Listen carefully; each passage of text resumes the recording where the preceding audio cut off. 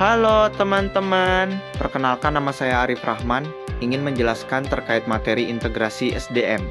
Daya Manusia Global ini adalah tugas mata kuliah SDM Global yang diampu oleh Bapak Robert Tua Barasa MM.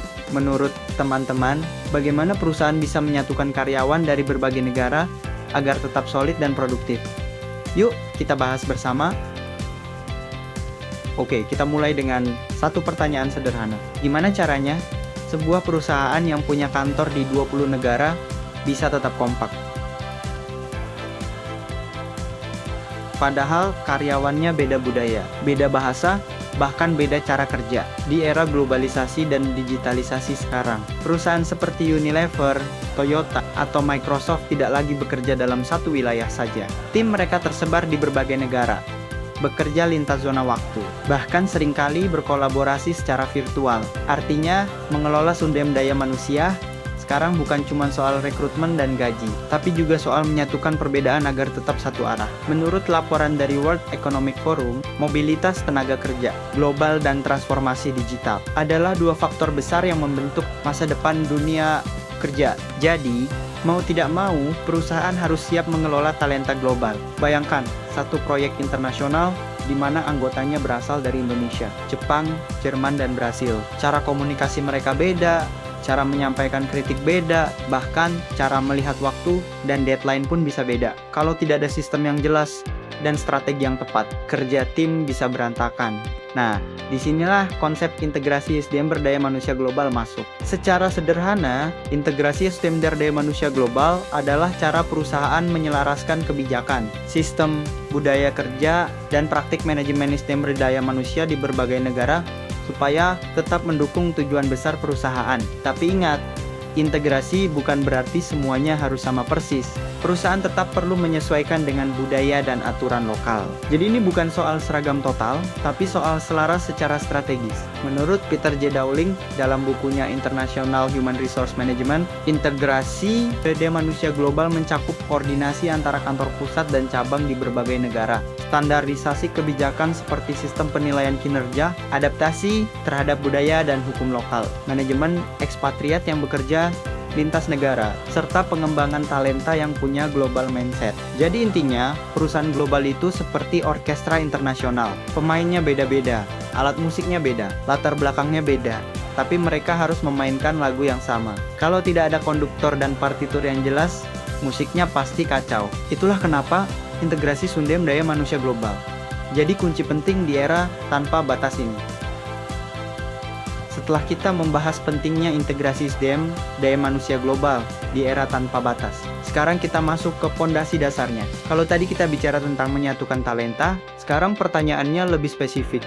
Talenta yang mana saja? Siapa saja aktor utama dalam sistem sumber daya manusia global sebuah perusahaan multinasional? Karena sebelum menyatukan, kita harus memahami dulu komposisinya. Dalam kajian International Human Resource Management yang banyak dibahas oleh Charles Hens dan Yong-Sun Pai, dan berdaya manusia global dalam perusahaan multinasional umumnya dibagi ke dalam 3 kategori utama. Kategori pertama adalah parent country, nationals atau PCNs. Ini adalah karyawan yang berasal dari negara asal perusahaan.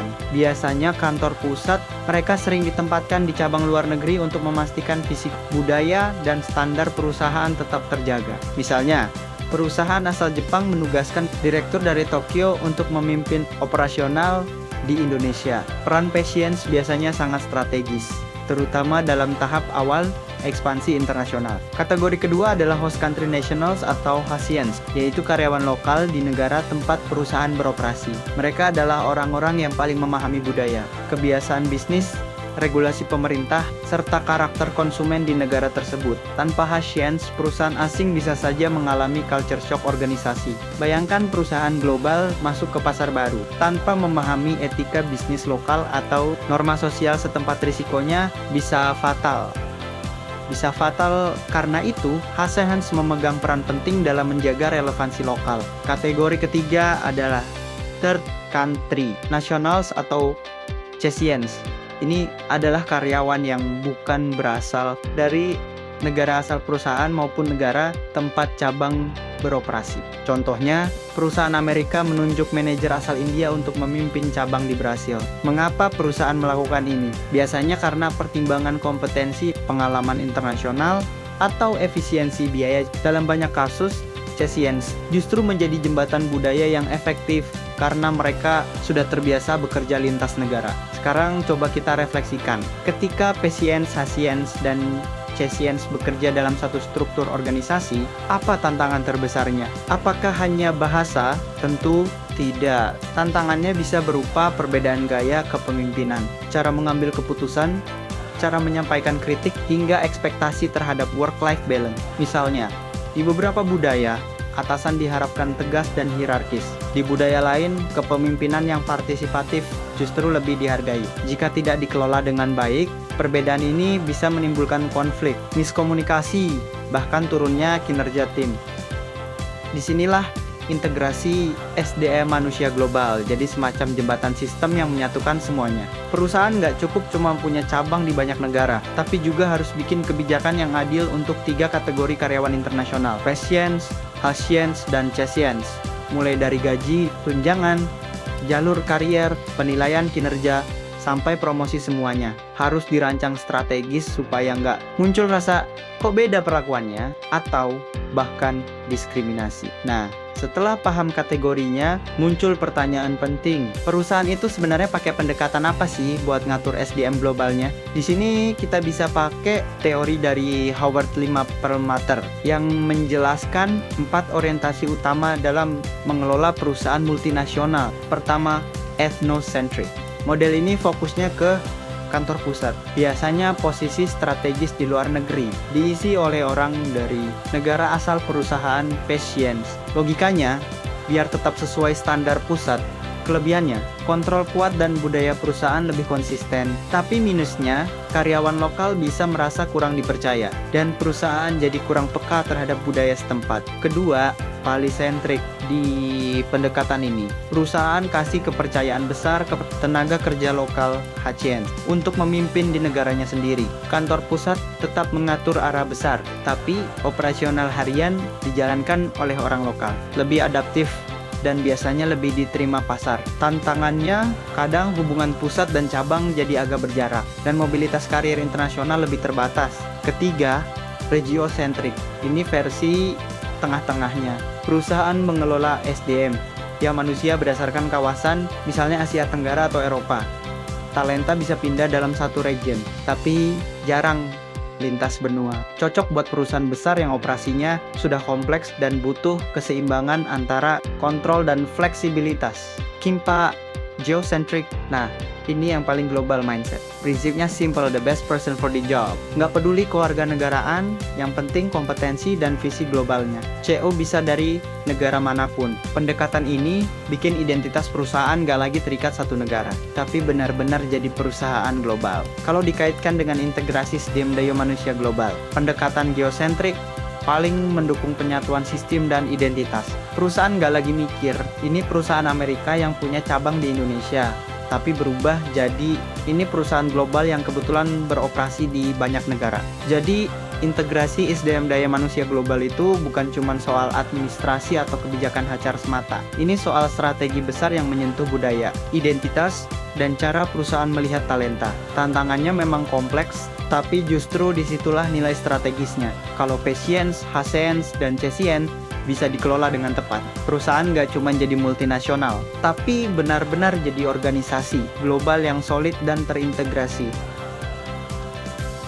Kalau tadi kita sudah membahas siapa saja aktor dalam cyber, daya manusia, global, dan pendekatan strategis yang bisa digunakan perusahaan. Sekarang kita masuk ke bagian yang sering jadi ujian sesungguhnya. Teori boleh keren, konsep boleh matang, tapi ketika praktik di lapangan dimulai, tantangannya jauh lebih kompleks. Integrasi SDM daya manusia global bukan sekadar menyatukan kebijakan di atas kertas, melainkan menyatukan manusia dengan latar belakang yang benar-benar berbeda. Nah, di bagian ini kita akan membahas 3 tantangan besar yang paling sering muncul dalam proses integrasi SDM daya manusia global. Tantangan pertama adalah perbedaan budaya. Untuk memahami ini, kita bisa merujuk pada teori dimensi budaya dari Geert Hofstede. Ia menjelaskan bahwa setiap negara memiliki karakter budaya yang berbeda, dan perbedaan ini sangat memengaruhi cara orang bekerja. Misalnya, dalam dimensi power distance, ada negara yang terbiasa dengan struktur hierarki kuat, di mana atasan jarang dibantah.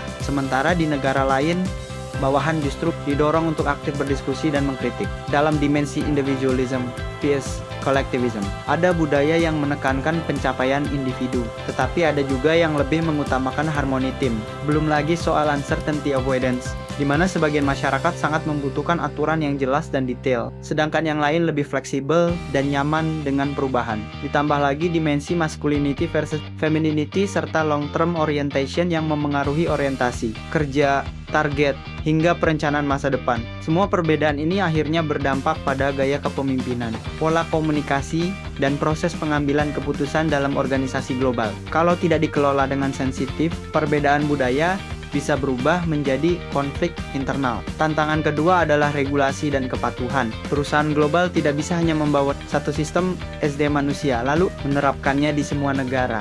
Setiap negara memiliki aturan ketenaga kerjaan yang berbeda, mulai dari standar upah minimum, jam kerja, cuti, sistem pajak, hingga aturan visa kerja untuk tenaga asing. Secara global harus memastikan bahwa kebijakan perusahaan tetap selaras dengan hukum lokal di masing-masing negara. Kesalahan dalam memahami regulasi bisa berujung pada sanksi hukum, denda, atau bahkan reputasi yang rusak. Di sisi lain, terlalu banyak perbedaan kebijakan antar negara juga bisa melemahkan konsistensi strategi global. Disinilah seni integrasi diuji, bagaimana tetap patuh secara lokal tetapi selaras secara global.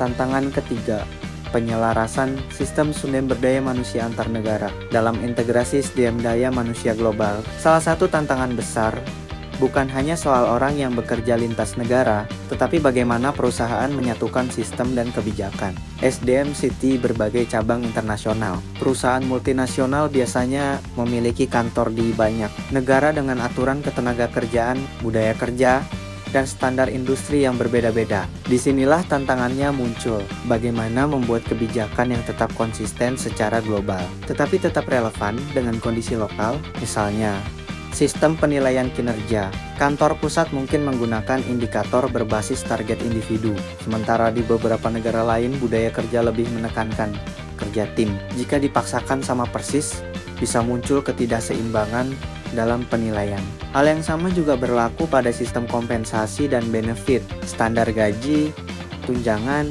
serta fasilitas kerja tentu berbeda di setiap negara, karena dipengaruhi oleh biaya hidup dan regulasi pemerintah setempat. Perusahaan harus mampu menyusun kebijakan yang adil, tanpa mengabaikan kondisi lokal. Selain itu, penggunaan teknologi HR juga menjadi tantangan. Tidak semua cabang memiliki kesiapan infrastruktur digital yang sama. Integrasi sistem HR berbasis global membutuhkan investasi, pelatihan, dan koordinasi yang matang agar data dan proses administrasi berjalan selaras. Karena itu, integrasi SDM 2020 global bukan sekadar menyatukan orang dari berbagai negara, tetapi juga menyatukan sistem, kebijakan, dan cara kerja. Kunci keberhasilannya terletak pada keseimbangan antara standar global dan fleksibilitas lokal. Perusahaan yang mampu menemukan titik tengah ini akan lebih siap membangun organisasi yang solid, adaptif, dan kompetitif di tingkat internasional. Setelah membahas berbagai tantangan dalam integrasi SDM daya manusia global, sekarang kita masuk ke bagian yang justru menjadi penolong utama di era modern, yaitu teknologi. Di tengah kompleksitas budaya, regulasi, dan jarak geografis, teknologi hadir sebagai alat yang memungkinkan integrasi SDM daya manusia global berjalan lebih efektif dan efisien. Tanpa dukungan teknologi, mengelola ribuan karyawan yang tersebar di berbagai negara hampir mustahil dilakukan secara konsisten. Salah satu peran utama teknologi dalam integrasi SDM daya manusia global adalah melalui digitalisasi dan otomasi HR.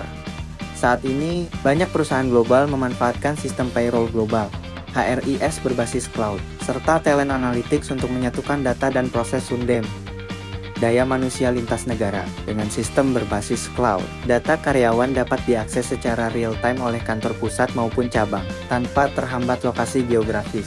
Proses administrasi seperti penggajian, absensi, cuti, hingga penilaian kinerja bisa dilakukan secara terstandar, tetapi tetap fleksibel mengikuti aturan lokal masing-masing negara. Menurut laporan Global Human Capital Trends dari penerapan digital HR terbukti mampu meningkatkan efisiensi operasional lintas negara secara signifikan, sekaligus memperkuat integrasi antar unit global. Selain itu, perkembangan kecerdasan buatan dan HR Analytics semakin memperluas peran teknologi dalam manajemen SDM global. Perusahaan kini dapat menggunakan predictive turnover analysis untuk memprediksi potensi karyawan yang berisiko keluar, sehingga langkah pencegahan bisa dilakukan lebih dini. Dalam workforce planning, data analytics membantu perusahaan merencanakan kebutuhan tenaga kerja global berdasarkan tren bisnis dan pasar. Bahkan melalui Global Talent Mapping, perusahaan dapat memetakan talenta terbaik di seluruh dunia dan menempatkan mereka pada posisi yang paling sesuai tanpa harus dibatasi oleh kewarganegaraan atau lokasi. Dengan kata lain, teknologi membuat integrasi SDM dan daya manusia global menjadi lebih tanpa batas. Jarak geografis tidak lagi menjadi penghalang utama dalam kolaborasi, pengambilan keputusan, dan pengelolaan talenta. Namun, penting diingat bahwa teknologi hanyalah alat. Keberhasilan integrasi tetap bergantung pada bagaimana perusahaan mengombinasikan sistem digital yang kuat dengan kebijakan yang adil dan pendekatan yang berorientasi pada manusia. Kalau kita berbicara tentang perusahaan global, satu hal yang pasti adalah timnya tidak mungkin seragam. Latar belakang budaya berbeda, cara berpikir berbeda, pengalaman hidup berbeda. Bahkan cara melihat masalah pun bisa sangat beragam. Nah, pertanyaannya bukan lagi apakah perusahaan kita beragam, tapi apakah keberagaman itu sudah dikelola dengan baik. Disinilah konsep diversity, equity, and inclusion atau DEI menjadi sangat penting dalam integrasi SDM global. DEI bukan sekadar slogan keren di website perusahaan atau kampanye internal tahunan. Dalam konteks global, DEI adalah strategi bisnis yang nyata.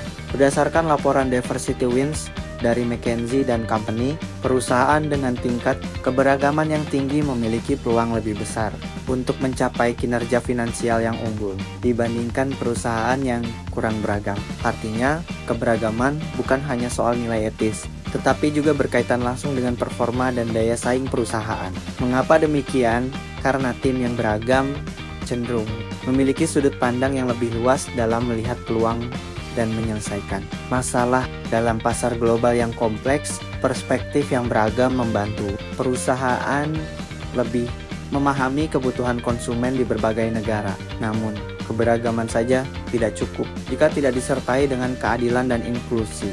Perbedaan justru bisa menimbulkan jarak dalam tim. Ada 3 elemen utama dalam DEI global yang perlu diperhatikan. Pertama adalah inclusive leadership.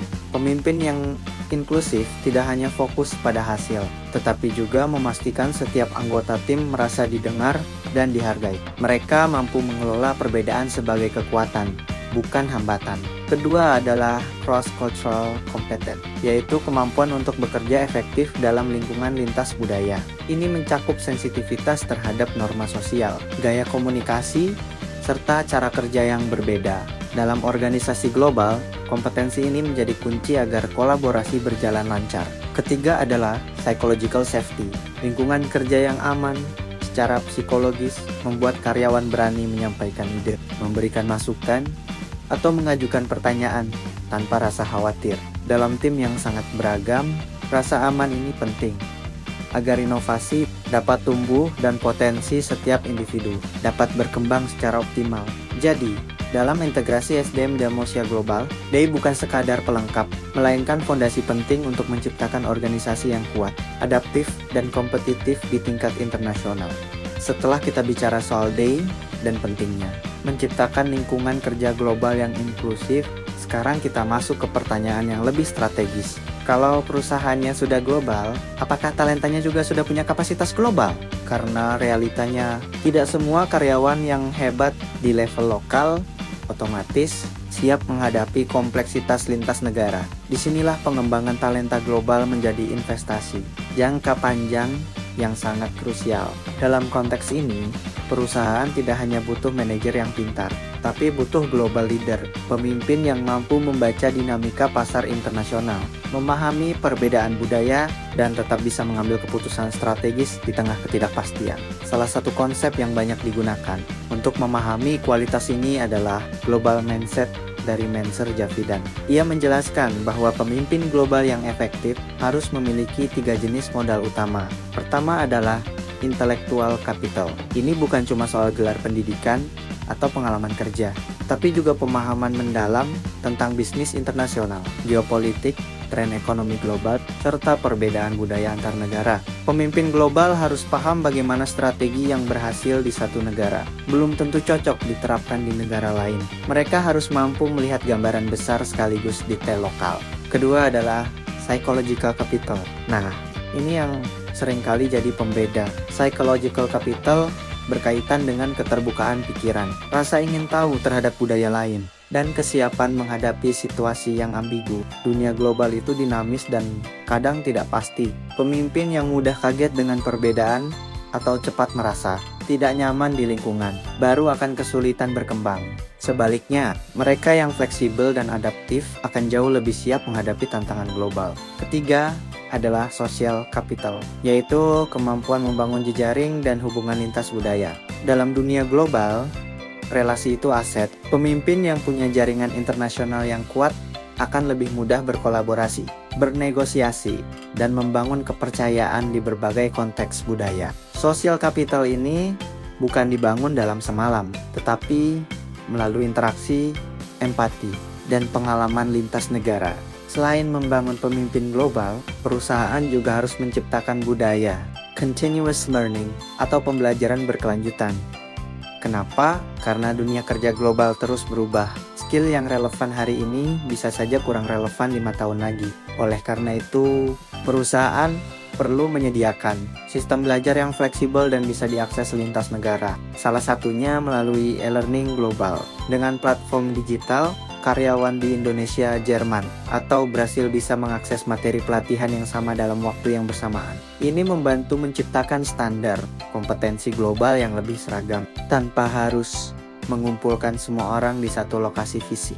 Kemudian ada virtual international assignment. Kalau dulu pengalaman internasional identik dengan pindah negara, sekarang tidak selalu begitu. Karyawan bisa dilibatkan dalam proyek lintas negara secara virtual, bekerja dengan tim global, dan belajar memahami dinamika internasional tanpa harus relokasi. Ini lebih efisien sekaligus tetap memberikan exposure global. Strategi lain yang tidak kalah penting adalah cross-border mentoring.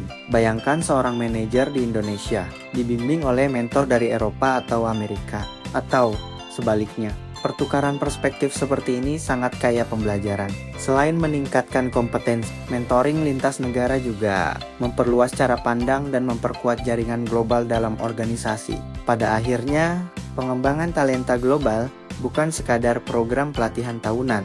Ini adalah proses strategis untuk membentuk individu yang punya pola pikir global, kemampuan adaptasi tinggi, dan jejaring internasional yang kuat. Perusahaan yang serius berinvestasi dalam pengembangan ini tidak hanya menciptakan karyawan yang kompeten, tetapi juga membangun fondasi kepemimpinan global yang siap membawa organisasi bersaing di era tanpa batas.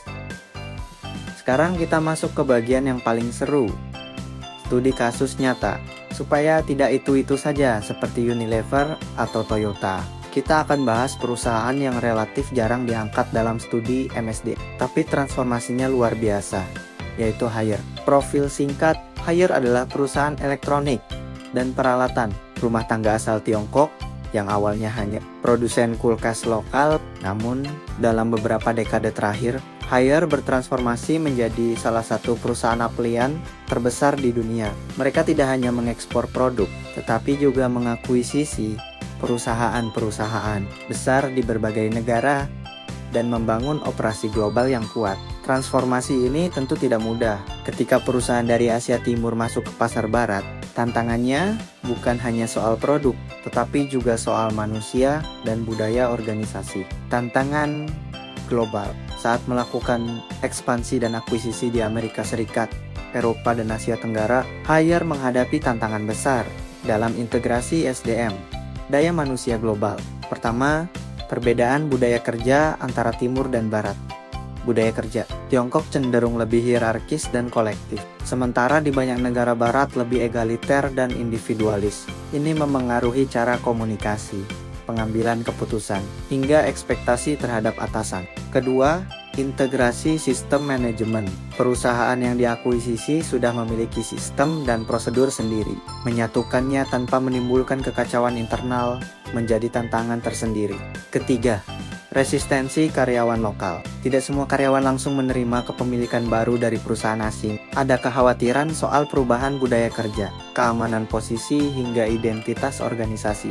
Nah, disinilah strategi integrasi SDM berdaya menjadi menarik. Strategi integrasi SDM BAD manusia Hire. Salah satu pendekatan paling unik dari Hire adalah model manajemen yang disebut Rendan-Hei. Filosofi ini menghubungkan tiga hal utama: nilai karyawan, nilai pelanggan, dan kinerja organisasi. Artinya, setiap karyawan didorong untuk menciptakan nilai langsung bagi pelanggan, bukan sekadar bekerja mengikuti struktur birokrasi. Selain itu, Hire menerapkan sistem desentralisasi berbasis micro enterprise. Organisasi besar dipecah menjadi unit-unit kecil yang otonom. Setiap unit memiliki tanggung jawab dan target sendiri, seolah-olah mereka adalah startup kecil di dalam perusahaan besar. Model ini memungkinkan adaptasi lokal yang tinggi, inovasi yang lebih cepat, serta meningkatkan keterlibatan karyawan global karena mereka merasa memiliki peran langsung terhadap hasil bisnis. Dalam hal mobilitas talenta, Hire juga menerapkan Global Talent Mobility secara aktif. Mereka melakukan rotasi internasional untuk membentuk pemimpin dengan perspektif global. Rekrutmen dilakukan berbasis kompetensi, bukan kewarganegaraan. Siapapun yang memiliki kemampuan terbaik berkesempatan memimpin, terlepas dari asal negaranya. Ini menunjukkan pendekatan yang sangat geosentrik dalam praktiknya. Hasil yang dicapai, pendekatan ini membuahkan hasil yang signifikan. Hire mampu meningkatkan engagement karyawan secara global. Karena struktur organisasi memberi ruang partisipasi lebih besar, mereka juga lebih cepat beradaptasi di pasar asing karena unit lokal memiliki otonomi tinggi untuk menyesuaikan strategi. Yang menarik, integrasi budaya terjadi tanpa menghapus identitas lokal. Hire tidak memaksakan budaya pusat secara kaku, tetapi membangun sistem yang fleksibel dan adaptif. Insight akademik. Dari perspektif akademik, pendekatan Hire menunjukkan kombinasi strategi geosentrik, organizational agility, serta integrasi budaya tanpa dominasi pusat. Mereka tidak sepenuhnya sentralistik, tetapi juga tidak kehilangan arah global. Sistemnya terintegrasi, namun tetap memberi ruang kebebasan lokal. Studi kasus ini memberi pelajaran penting bahwa integrasi sistem berdaya manusia global bukan berarti menyeragamkan semuanya. Justru kuncinya ada pada keseimbangan antara visi global dan fleksibilitas lokal. Hire membuktikan bahwa perusahaan dari Asia pun mampu menjadi pemain global dengan pendekatan manajemen yang inovatif dan berani keluar dari pola tradisional. Kalau kita tarik seluruh pembahasan dari awal sampai akhir, satu hal jadi sangat jelas. Integrasi STM menuju global bukan sekadar tugas administratif hajar, tapi strategi kompetitif yang menentukan masa depan organisasi. Di era tanpa batas geografis, perusahaan tidak lagi bersaing hanya dengan pemain lokal, tetapi dengan talenta dan organisasi dari seluruh dunia. Karena itu, kemampuan menyatukan sumber daya manusia lintas negara menjadi keunggulan yang sangat strategis. Integrasi sumber daya manusia global adalah proses penyelarasan budaya dan sistem. Artinya, perusahaan harus mampu menyatukan berbagai kebijakan, nilai kerja, serta praktik manajemen di berbagai negara tanpa menghilangkan sensitivitas terhadap konteks lokal. Ini bukan soal menyeragamkan semuanya, tetapi menciptakan keselarasan arah dan tujuan. Integrasi juga sangat didukung oleh teknologi digital. Sistem HR berbasis Cloud Global Payroll hingga HR Analytics memungkinkan koordinasi lintas negara berjalan lebih cepat dan akurat. Teknologi membuat jarak bukan lagi hambatan utama dalam mengelola talenta global. Selain itu, integrasi sumber daya manusia global harus berbasis pada keberagaman dan inklusi. Tanpa lingkungan yang inklusif, perbedaan justru bisa menjadi sumber konflik. Namun, ketika dikelola dengan baik, keberagaman menjadi sumber kreativitas dan inovasi yang luar biasa.